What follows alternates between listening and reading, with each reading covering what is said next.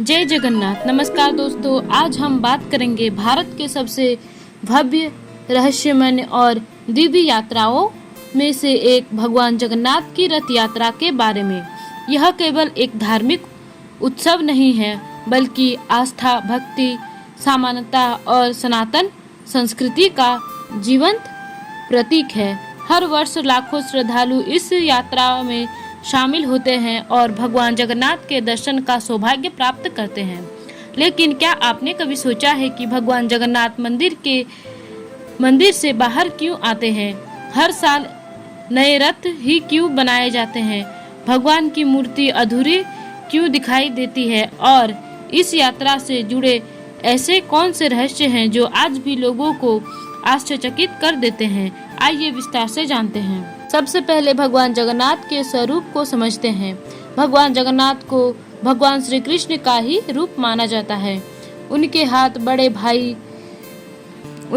बड़े भाई बलभद्र और बहन सुभद्रा की पूजा की जाती है। ओडिशा के पुरी में स्थित जगन्नाथ मंदिर 4 धामों में से एक माना जाता है और करोड़ों हिंदुओं की आस्था का प्रमुख केंद्र है। रथ यात्रा की शुरुआत कैसे हुई? पौराणिक कथा के अनुसार एक बार माता सुभद्रा ने इच्छा व्यक्त की कि वे द्वारका नगरी का भ्रमण करना चाहती है। तब भगवान श्री कृष्ण और बलराम ने उन्हें रथ पर बैठाकर नगर भ्रमण कराया। इसी घटना की स्मृति में रथ यात्रा की परंपरा शुरू हुई। एक अन्य मान्यता के अनुसार भगवान जगन्नाथ अपनी मौसी के घर, जिसे गुंडीचा मंदिर कहा जाता है, जाने के लिए हर वर्ष मंदिर से बाहर निकलते हैं। वे वहां कुछ दिनों तक विश्राम करते हैं और फिर वापस अपने मुख्य मंदिर लौटते हैं।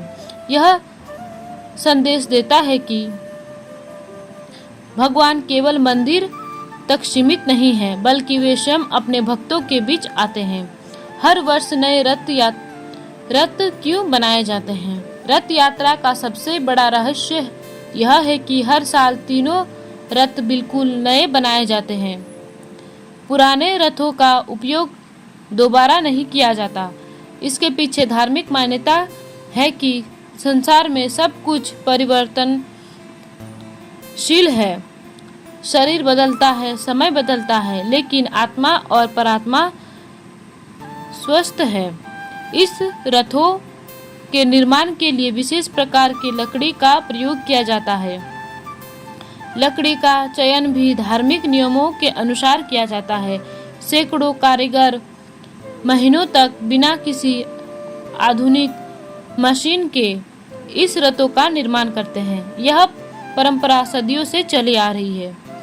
तीनों रथों का महत्व। भगवान जगन्नाथ के रथ का नाम नंदीघोष है। यह सबसे बड़ा रथ होता है। बलभद्र जी का रथ तालध्वज कहलाता है। माता सुभद्रा के रथ का नाम दर्पदलन या देवदलन है। तीनों रथों का आकार, रंग, ध्वज और पहियों की संख्या अलग अलग होती है। प्रत्येक रथ का अपना आध्यात्मिक महत्व माना जाता है। भगवान की मूर्तियां अधूरी क्यों हैं? यह सवाल लगभग हर व्यक्ति के मन में आता है। कथा के अनुसार राजा इंद्रद्युम्न ने भगवान श्री कृष्ण की मूर्ति बनाने वाले का निश्चय किया। भगवान विश्वकर्मा एक वृद्ध बढ़ई के रूप में आए और उन्होंने शर्त रखी कि जब तक मूर्ति पूरी न हो जाए कोई भी दरवाजा नहीं खोलेगा। कई दिनों तक भीतर से कोई आवाज नहीं आई। रानी चिंतित हो गई और राजा ने दरवाजा खोलने का आग्रह किया। जैसे ही दरवाजा खोला गया, विश्वकर्मा भगवान अदृश्य हो गए और मूर्तियां अधूरी अवस्था में रह गई। तभी आकाशवाणी हुई कि भगवान इसी स्वरूप में पूजे जाना चाहते हैं। इसी कारण भगवान जगन्नाथ, बलभद्र और सुभद्रा की मूर्तियां बिना पूर्ण हाथ पैरों के दिखाई देते हैं। यह संदेश देते हैं कि भगवान किसी एक रूप या सीमा में बंधे नहीं हैं। रथ को खींचने का महत्व। रथ यात्रा के दौरान लाखों श्रद्धालु रस्सी पकड़कर भगवान का रथ खींचते हैं। मान्यता है कि जो व्यक्ति सच्चे मन से भगवान का रथ खींचता है उसके अनेक जन्मों के पाप नष्ट हो जाते हैं और उसे ईश्वर की विशेष कृपा प्राप्त होती है। इसका आध्यात्मिक अर्थ यह है कि मनुष्य अपने जीवन रूपी रथ को धर्म, भक्ति और सत्य के मार्ग पर आगे बढ़ाए।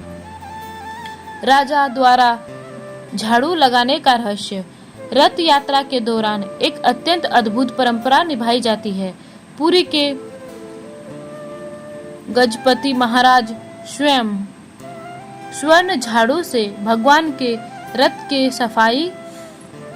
के सामने सफाई करते हैं। इसे छेरा पहरा कहा जाता है। इस परंपरा का संदेश यह है कि भगवान के सामने राजा और सामान्य व्यक्ति भी समान हैं। अहंकार का कोई स्थान नहीं है। ईश्वर के दरबार में केवल भक्ति का महत्व है। कुछ वर्षों के अंतराल पर भगवान की लकड़ी की मूर्तियां बदली जाती है। इस प्रक्रिया को नव कलेवर कहा जाता है। नई मूर्ति में पुराने विग्रह का दिव्य तत्व स्थापित किया जाता है। इस रहस्यमय प्रक्रिया के दौरान मंदिर पूरी तरह बंद रहता है। केवल चुनिंदा पुजारियों को ही इसमें भाग लेने का अनुमति होती है। कहा जाता है कि इस दिव्य तत्व को देखने की अनुमति किसी को नहीं होती। इसे अत्यंत गोपनीय और पवित्र माना जाता है। क्या सचमुच भगवान का हृदय आज भी धड़कता है? लोक मान्यता के अनुसार भगवान जगन्नाथ की मूर्ति के भीतर एक दिव्य तत्व विद्यमान है जिसे ब्रह्मा प्रदात कहा जाता है। इसके बारे में अनेक कथाएं प्रचलित है। कुछ लोग इसे भगवान श्री कृष्ण के दिव्य अवशेषों से जोड़ते हैं, जबकि कुछ इसे प्रात्मक की अंत शक्ति का प्रतीक मानते हैं। हालांकि इसके स्वरूप के बारे में कोई प्रमाणित जानकारी उपलब्ध नहीं है और इसे सदियों से पूर्ण गोपनीयता में रखा गया है। यही रहस्य आज भी लोगों के आस्था और जिज्ञासा का विषय बना हुआ है। रथ यात्रा से जुड़े रोचक कथा। रथ यात्रा के दौरान भगवान स्वयं अपने भक्तों के बीच आते हैं।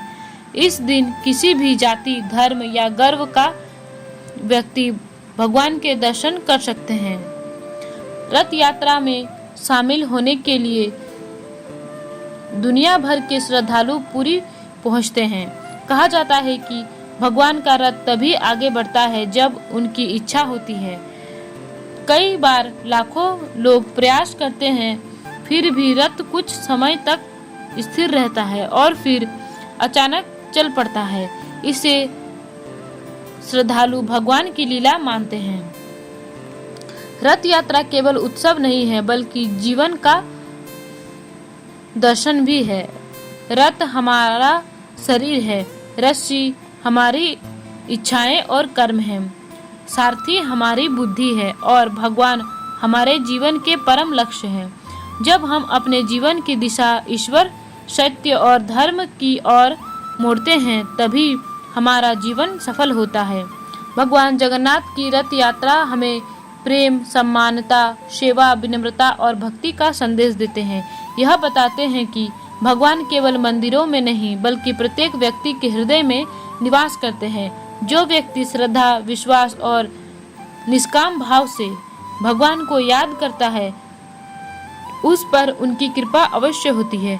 यदि आपको यह भगवान जगन्नाथ की अद्भुत कथा पसंद आई हो तो वीडियो को लाइक करें, चैनल को सब्सक्राइब करें, अपने मित्रों और परिवार के साथ साझा करें। कमेंट में जरूर लिखें जय जगन्नाथ। आपका दिन शुभ हो। धन्यवाद।